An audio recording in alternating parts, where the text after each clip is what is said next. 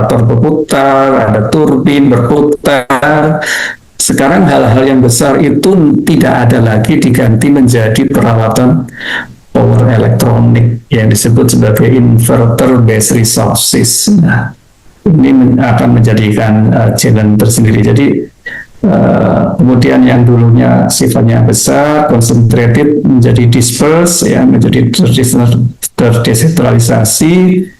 Flow daya dulu dari tekanan tinggi atau ekstra tinggi ke tekanan tinggi, tekanan tinggi, tekanan menengah, tekanan rendah, itu tidak tidak harus lagi seperti itu. Bisa dari atas, bisa saja dari bawah ke atas.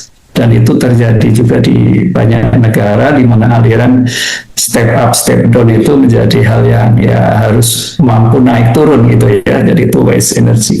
Jadi dinamik sistem itu akan menjadi sangat besar. Jadi kalau kita lihat memang volatility menjadi semakin besar, uncertainty, ketidakpastian karena nggak ada yang disimpan gitu, complexity karena dengan adanya mesin yang berbasis inverter ya dan ambigu. Mungkin jadi VUCA ini sekarang terjadi di sistem kelistrikan.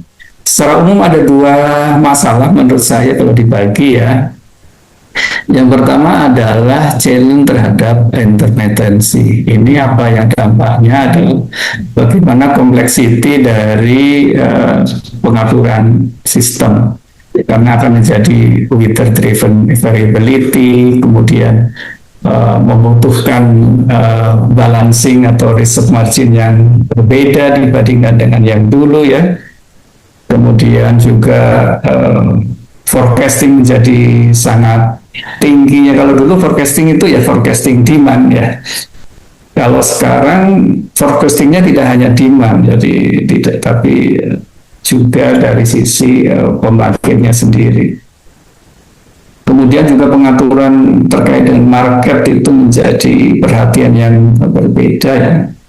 Grid harus menjadi semakin lebih dinamis karena fluktuasi dari power kemudian voltage itu menjadi tantangan ke depan. Nah, kemudian juga frekuensi akan menjadi lebih mudah untuk lebih dinamis dibanding sebelumnya.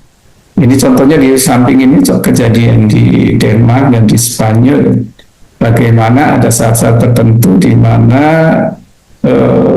beban itu yang warna merah mudah-mudahan bisa dipakai